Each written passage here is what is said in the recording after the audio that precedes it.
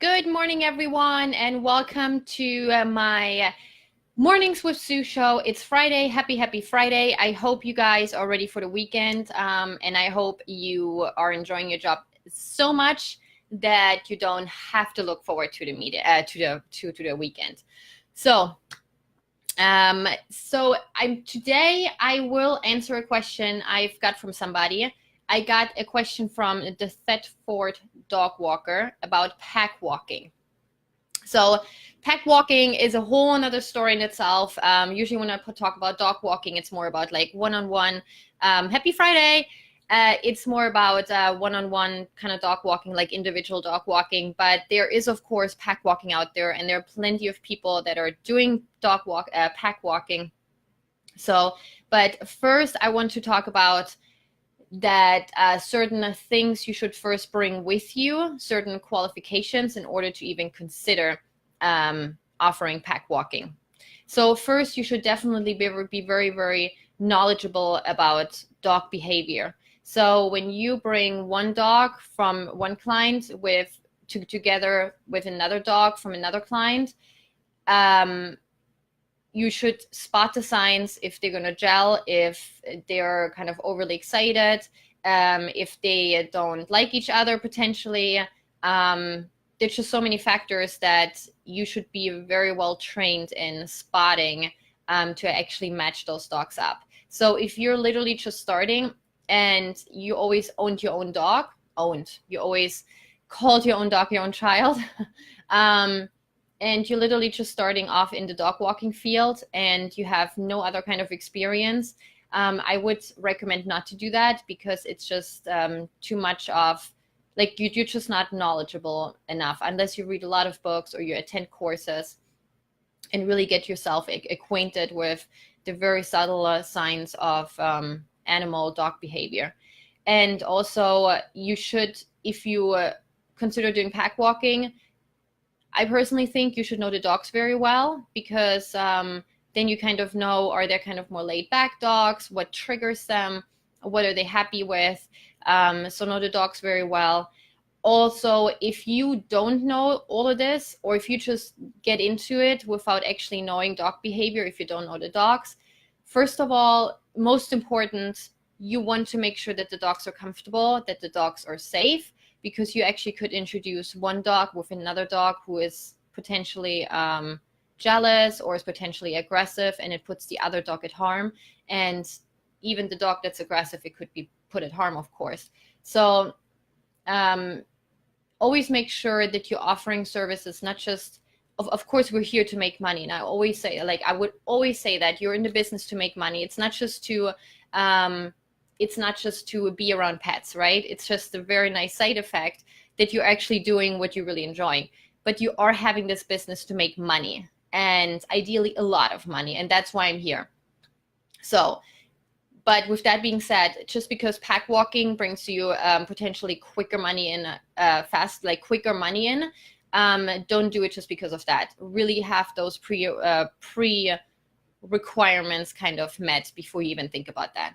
And also, it's a huge liability if you really don't know what you're doing, because if they get in a fight, the dogs, and your insurance covers up to a certain amount, but they might not cover everything, and then you're on the hook, your business is on the hook. So make sure that you really know all of this before you even think about pack walking. And also another point I was just thinking about, I see it a lot when I see pack walkers, especially in the city, New York City here. There are some dogs, I believe, I don't think they actually enjoy it, because especially if you have, like, let's say 4 or 5 big dogs, and you have a little dog, and the bigger dogs are just having a quicker pace than the little dog, and the little dog is kind of like, kind of being pulled. So really make sure too that the dogs are actually enjoying their time, because it's their time. It's not just about you as a business and making money. It's also about the dogs having a good time and being able to sniff around or so, and doing their business and not feeling rushed. That's my personal take on it. So I would never ever recommend anything that where you can make a lot of money but the dogs are suffering. It should always be you make a lot of money but the dogs are well taken care of and they're happy. So let's get into this. I'm just going to drink some water. So there are 3 areas, of course, where we have to consider pack walking. There's first the city area, like New York City, Chicago, Los Angeles. And those are more, Los Angeles maybe not necessarily, but those are more dense cities. So there are tons of pack walkers there because it's just, you just have all these high rises, you have all the apartment buildings. Sometimes dog walkers have 5 clients in one building, and it kind of lends itself to just put all the dogs together and walk them all at once. And I can completely understand that, especially if the dogs know each other and they're comfortable with each other. So there, of course, it's much, much easier. Usually what I see, that's the standard visitation offering from dog walkers, that they do pack walks, but it costs more, of course, if they do single walks. And we actually get a lot of clients from New York City here because they move here to the suburbs, and they kind of already expect that we pack walk, but it's not that usual here in the suburbs. But there are also a lot of people that actually come from a pack walking, dog walking company and are happy to see somebody who's offering individual walks. So just keep that in mind too. But if you want to get into pack walking, the city is definitely much the easiest to get into. And yeah, so the suburbs, just like I am in, you might be able to pick up 2 or 3 dogs from one block, from one street, and kind of just like walk them together. But it's not going to be just walking distance where you can pick up 10 dogs. I mean, most likely not. The chances are very, very slim. But I'm going to get into that, how to do that in a little bit. The rural area, the chances of pack walking are very, very close to 0. So, of course, everything is just like spread out, and there would be no way you can just, I'm talking about walking to areas. You cannot just walk from one home to the other unless you really just want to waste time and money. But what you can do, you can offer, before I get into a little bit more of the logistics, you can offer complete all-day pack walks. So what you can do, you could literally just drive around with the car and pick up dogs wherever they are and bring them to the closest forest or to the closest dog park. Might not be a good idea because there are some other dogs there as well, I'm sure. But you could go maybe to off hours. I'm not 100% sure. That's something you would have to figure it out. But I see that offering here where literally there are people just packing the car full with dogs, and I don't know what they're doing with them. I've never been with them, but I would hope that they bring them to a very safe area and walk them there. So you could do that in the suburbs. In the city, that wouldn't really make sense because parking and everything costs, and there it's actually really better to go to each and every apartment and just pick up the dog. With that being said, check, if you think about offering pack walking, check with your insurance. Check with your pet insurance what they cover if you do pack walking. If they cover that you go to a dog park, if they cover if you don't want to leash them in the forest or something, if they cover that, if they go missing, which is obviously a very, very, very sensitive subject. So really know what you're doing. Don't just bring them somewhere and unleashed. Anyway, check with your pet insurance, check with your car insurance, because if you actually transport animals on a regular basis, your car insurance should know about that. Because if you get in a car accident and a pet gets hurt, actually, I'm pretty sure that the car insurance is liable for that. And if you don't have that proper coverage, then you will be liable for that. So just really check with your car insurance and with your pet insurance. Also, you will have to have the dogs very nicely secured in the car, of course. I see it a lot where the dogs are just full with cars. The cars are full with dogs and they're literally just jumping around everywhere. And I'm just always thinking, what if the car brakes really, really hard? I know a lot of pack walkers are just not thinking about that. They're just not really worried about that. I'm all about safety and the wellness and the wellness of the pet. So what are they doing if they brake really hard? So, and if you do those pack walks, we just put them all in a car, you would literally have to go from a house, go to the house, pick up the dog, put the dog in the car, then go to the next house, and then what's with the dogs that are in the car while you get the other dog? So you ideally should have 2 people doing that. That's something to consider as well. You're actually really running, just keep in mind, you're running a professional business, a professional pet business. You don't want to expose yourself to huge liability. You don't want to expose the animals to danger. So now I'm going to answer the question from the Thetford dog walker, because he asked, or she asked, about how to organize it if every client just books different time frames, different days. And there are really actually 3 options. So one I've already talked about, which is the pack. I'm sorry, I need to drink more water.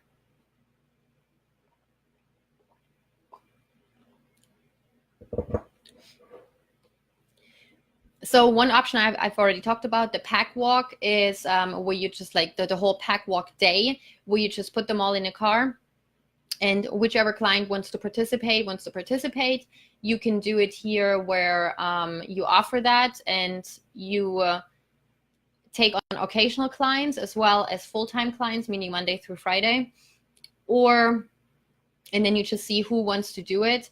I'm personally always for Monday through Friday, because there's so many clients out there. You will always find Monday through Friday clients eventually that will be on your schedule, and they will be on your schedule for many, many days, because they really need you, because they have a job somewhere where they have to go to a Monday through Friday. But that's up to you.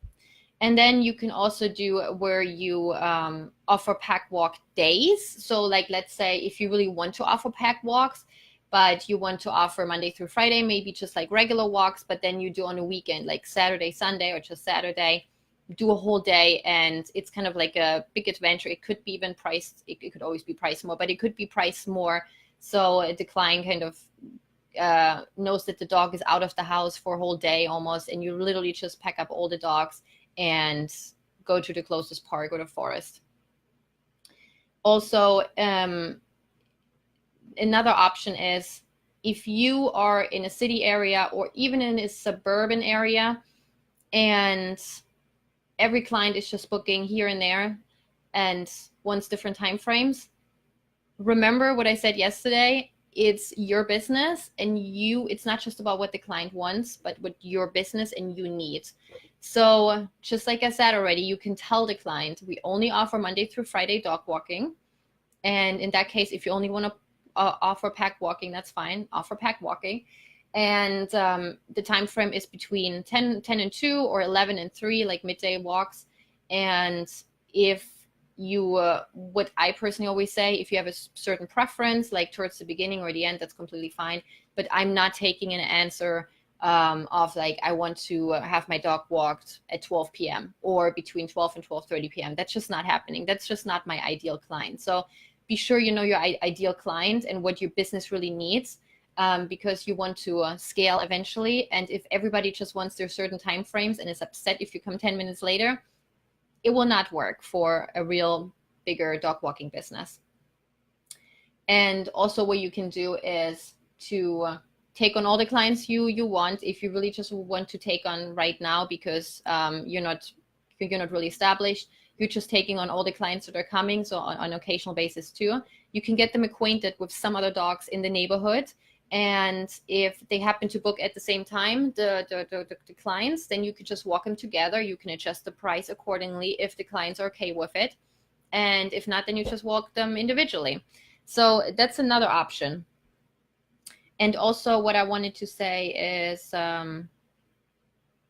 yeah, those are pretty much all the options.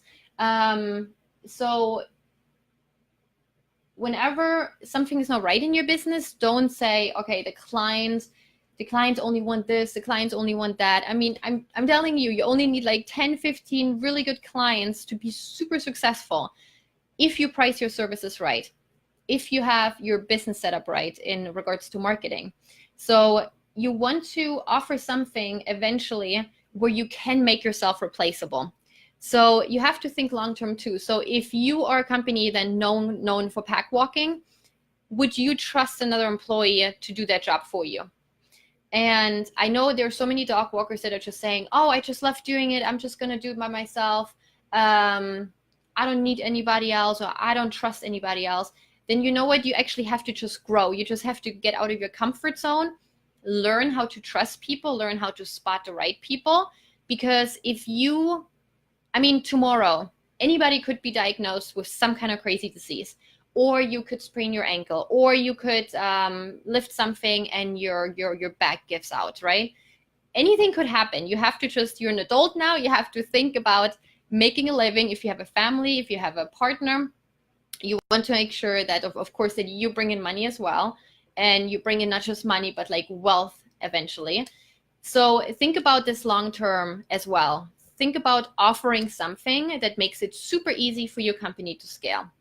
Don't just think about short term, making a lot of money pack walking, but think about really long term, about really scaling, hiring employees, training employees, leaving them alone. And